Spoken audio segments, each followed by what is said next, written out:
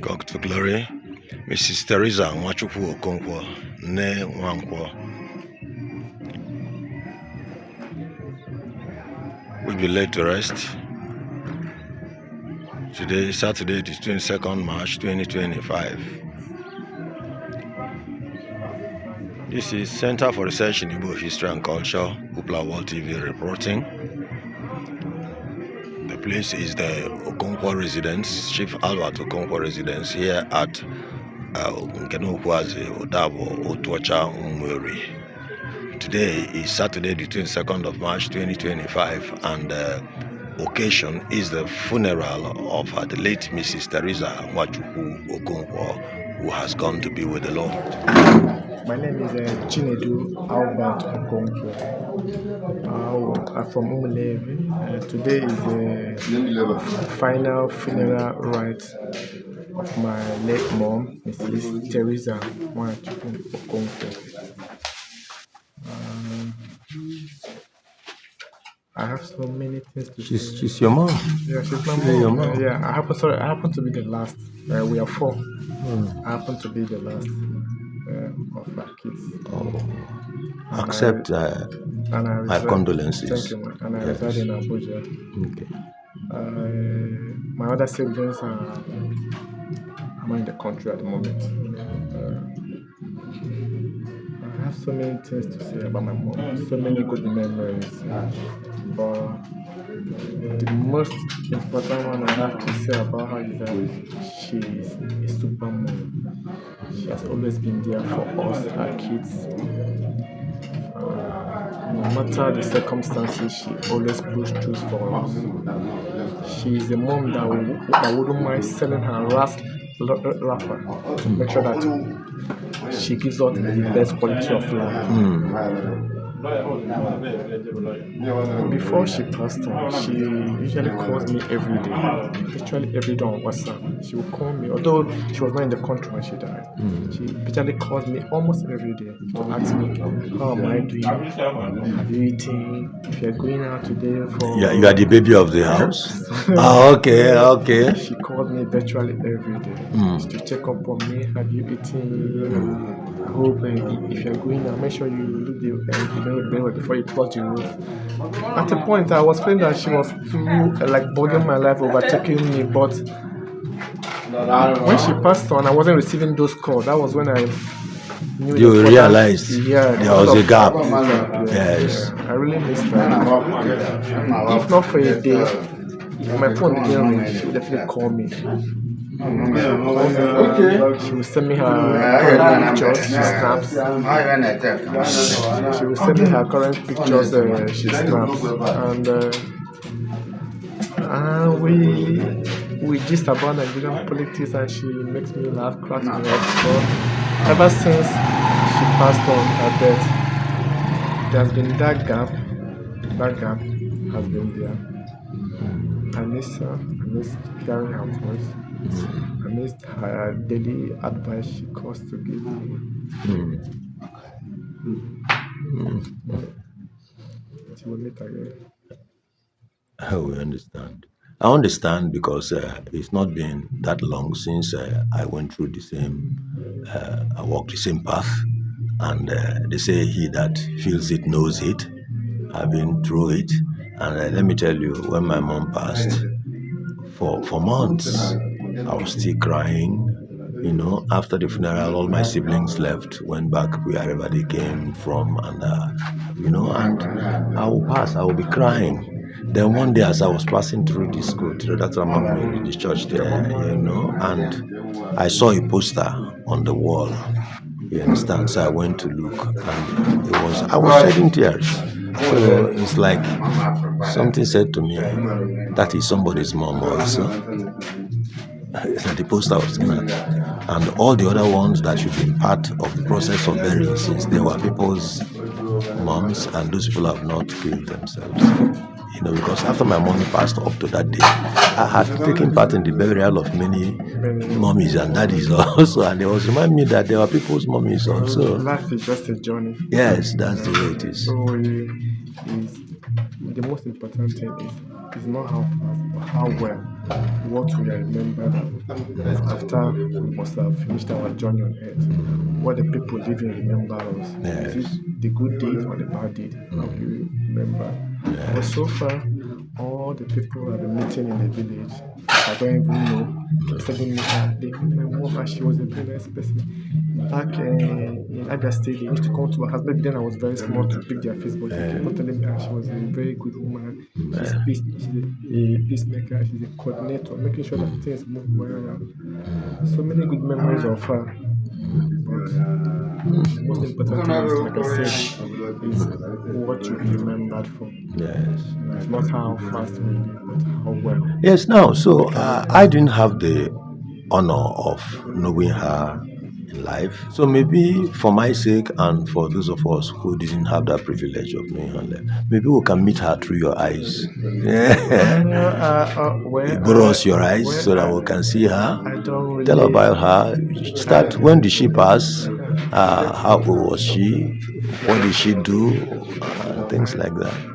I don't really look like my mom. The person that looks like my mom, if I would say, is our second daughter, Mrs. Sinfrose Collins. She looks like my mom. Before my mom passed in the United States of America.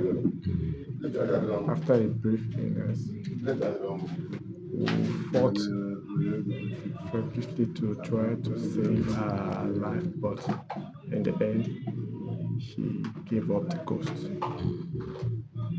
And the last I heard from her was before she went to the hospital. She told me that when she comes back, there's one of her rappers that was holding that. She will tell me the tell her to go and give it to. That she wants to go for checkup. I never knew that she will not return from the checkup. She fought for days before she entered coma, then came out from the coma. Gave up the ghost. Yes, well, please, the name, I didn't catch the name the first time. Your name? My name is Albert Chinedu Okonkwo. Albert Chinedu. Okay, your two grandfathers' name also. It's well, my brother. It's well. Thank you very much.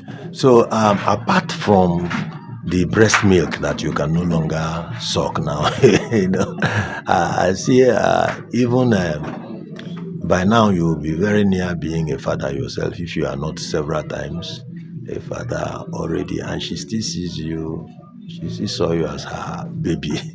So I know you're going to miss that the sucking the breast milk. I'm a father. What else? I'm a father. You are. I have a daughter, but one thing about life is that no matter how grown you are still a baby. It has nothing to do with age. When my mother passed, I was about 60. I was about 60, and I just told you how hurt I was. I was crying until God Himself had to step in to comfort me. So it has nothing to do. It has nothing to do with age. So let's not distress you more. So we are here today for the funeral. Of the late Mama Theresa Nwachukwu Okonkwo. And we here at the Center for Research in Igbo History and Culture, we join all the men of goodwill as we extend our condolences to you. I ask you to take heart. It is the way of all flesh. It happens. It happens. I'm so happy that see you here, the baby of the family, and you are Papa mad already. And so and she died abroad. Horrible in the course of taking care of her. So I think I believe every effort was made to assist her. So yes, the Bible talked about somebody who died like that and said, "Let us die the death of the righteous." She had some of your siblings with her when she passed. Is that not a blessing? That's quite a blessing. She has been interred over there, I understand. She has been interred already. So we are here today to do the funeral according to our native practices, customary practices. And once again accept our condolences. It is well. Thank you very much. Thank you. Thank you very much. God bless you. Okay.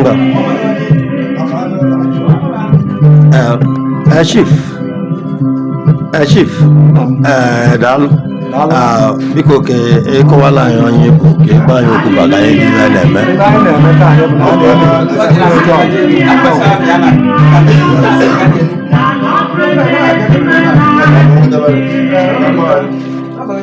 Anyị na-akwa diọkpala nna m bụ John Okonkwo bụ diọkpala m nne m nwunye ya bụ Theresa onye arụ ndị Ijeọgụ rapụ ka ọ yachiri ọya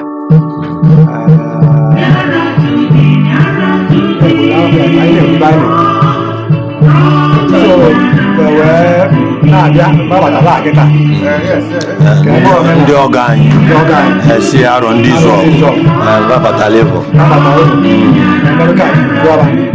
ya bụ mmemme anyị na-eme taa anyị na-eme na ọhụrụ onye eji ya nwụrụ abalị anụ n'ụwa ọ ka nwekwa ahụ mana anyị chere ọga anụ na-elele ka anyị si na ụmụ ya ma anyị nwa bụ ike ka anyị si eme ọhụrụ onye asị ya nwụrụ ọṅala ọṅụ mana atọkwala ya ụmụaka adị ya Ngozi na Ike diọkpala ya na Chinwe azọla ya ka eji eme so o wee bụrụ n'ọhịa bụ ibe anyị na-eme mmemme ya ka anyị na-eme taa 22nd March 2025 so ekele gị as the thing unfolds ị ga-akọwa mọ nwunye anyị abụọ a na-akwa ikwu na ọ ṅụrụ mgbe ejiwa ṅụọ ọ dị mma ọ ṅụrụ mgbe ọ dị mma bụrụ na onye 500 na ọ nwere iwu Chineke nyere anyị ọ nwere mark Chineke nyere anyị si na onye memuru anyị ọ bụla onye abụọ atara iwu ọgụ arọ na atọ na arọ n'elu ọkụrụ ọsọkwala ihe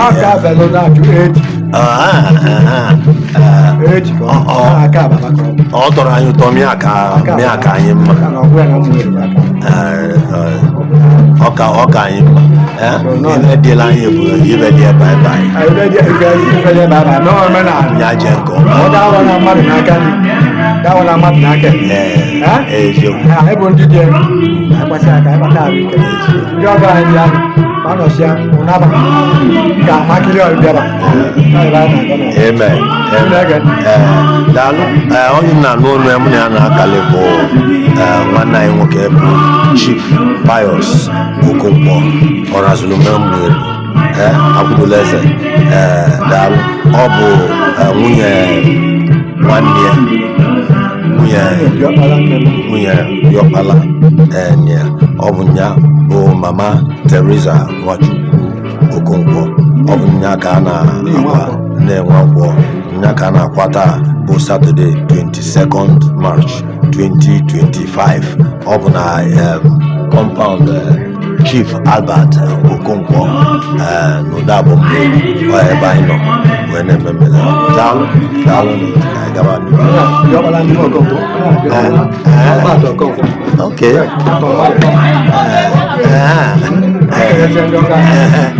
chekwala mgbe ka anyị jee ka anyị kene abeze ka ha chetara ndị be anyị idugala anyị ndị ọgọ anyị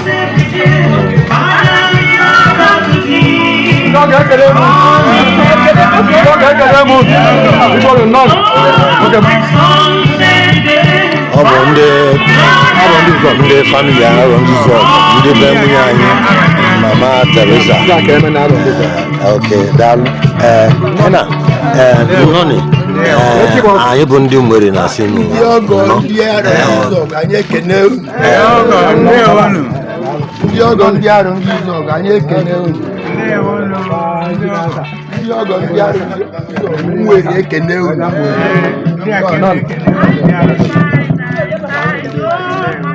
Doga yake ne na Roma na na ya to mo de to mo ogun na ba de go to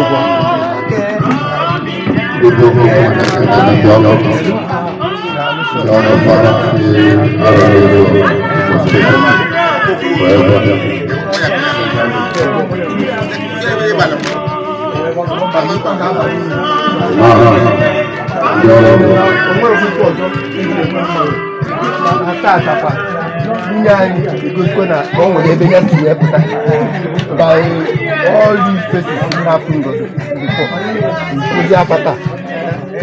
We totally enjoy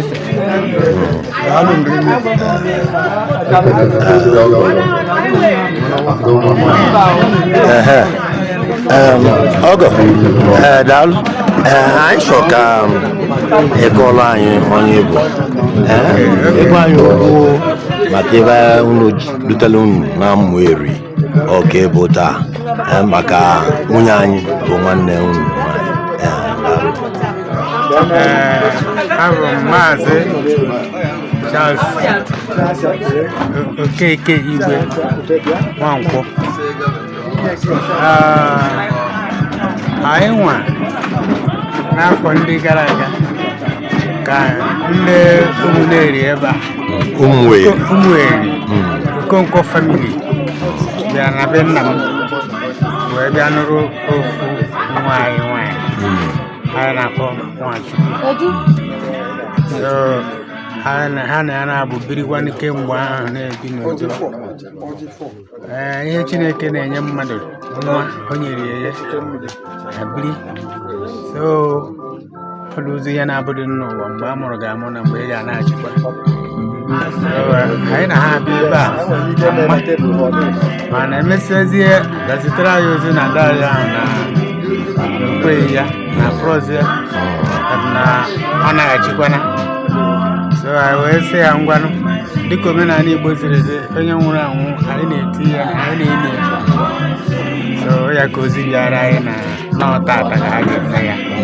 Anyị wee sị ka anyị bịa maka na ma ya abịaghị ebe a ma ya nọ ya enweghị unu ga-eme iji zikwere na anyị ruru udu na mma na ọ ga-eru udu na mma. Ọ ya mere anyị ji sị ka anyị bịa anyị ga-anọ eme ihe niile. Daalụ Chief, biko chetakwana anyị aba gị ọzọ. Afa m bụ nwa Maazị Charles Okeke Igwe Nwankwọ. Maazị Charles Okeke Igwe Nwankwọ, daalụ. Nna biko gị chekwara anyị ọnụ gwa anyị onye Igbo. Mụnwa bụ Maazị Donatus Nwankwọ. Papa Nwachukwu tọrọ papa m na nne na nna. Biko kedu ife nwere ike ịgba anyị maka adụnụ nwaanyị a nwunye anyị? Nwanne nwaanyị Nwachukwu nwaanyị tolite ka ibe esi eto gụọ akwụkwọ ka ibe esiri gụọ. Die chọta ya n'Aba ha nwa wee birikwenu bidozie ruo mgbe Chineke kpọrọ ya abịa gwekwa anyị na ọ kpọrọgo ya. Ha mere ekwe ka o siri mee na mgbe oge ruziere mee ka anyị mara gwekwa ya ebe o mere abịakwazi ha gwa anyị wee sị ka anyị bịa obi na-abụ anyị na unu abụrụgo ọgọ bụrụ nwanne na mgbe nwanne anyị hapụrụ anyị ga-abịa mara ibe nna anyị. Unu merere ya n'anya. Daalụ. Anyị bụ ndị Umueri na-anabata na-asị na ọba unu abịa unu ga-ejikwa n'aka Jizọs. Thank God na nwa abịago ebe a ka nwanne anyị nwoke gbakwa anyị okwu ebe anyị afa gị ebe anyị okwu maka ya. Nwanne anyị nwaanyị asị ka bịakwa iri okwu dịka kwesịrị ikwu iri okwu. Chineke ka oge nọrọ na ndụba maka na o mere ihe ka nwaanyị mana onye ọ na-ga-anwụ anyị akpọ ya gawa so onye ahụ n'ọkwa na ya aka ji were gaa akwụrụ igwe ikpeta maazị ọ ebe kwesịrị ekwesị o chizuru ndị be anyị na-asị na onye chizuru echizu onye a mụrụ dịka nwaanyị ọ mesie ụmụaka nwee di ruo na be di ya mụọ nwoke mụọ nwaanyị gịnị ọzọ ka oge kịta ọ na-ebe anyị baịbaị na onwego nwa afọ ma ọdụdụ nwa ya anyị ya na-ekwu ọdụdụ nwa enwekwugo nwa ịfụ na ọ ka amasị anyị masị n'ọlụlụ 200 years ma nke a o biri na ọ mịtara mkpụrụ daalụnụ nwanne ọnwa ife ị ga-eti afọ mbụ chips anyanwụ onye anwụ nkịta afọ ọmma m sọrọ ya ọ nke mma m sọrọ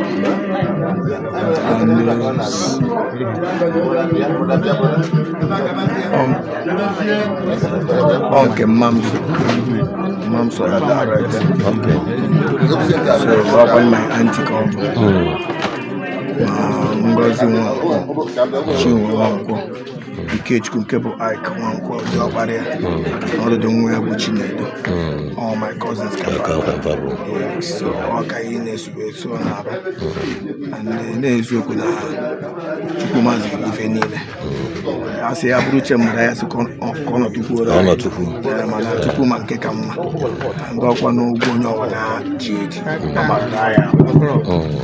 taa kwa na anyị bịara sị na ọta ka anyị achịkọ ife niile ọnụ ka anyị wee kwanyere ya igwu nke ikpeazụ ya kwesịkwara ife kwesịrị na anyị eme na anyị Chukwu ụkwa anyị ji ibe ebe ma ụkwa anyị ji wee na franchise adịsị mma anyị na ya Chukwu ka anyị nọ n'ofekwa n'ụwa na ọnụ wee fụkwa ụmụ anyị karịa ya kwesịrị na ịsọ nwa esi nwa gị karịa gị ọhụrụ ya so na anyị agafe eji ọnụ wee kwuo isi ya wọsi Chukwu na omego a na-asị ka Chukwu nata mkpụrụ obi ya wee nabata ya n'aha Jizọs daalụ n'anya afụ na ndị ọgọ anyị ka na-abatakwa ndị ọgọ anyị na-abatakwa oke ndị si vileji mgbe anyị na-ekene unu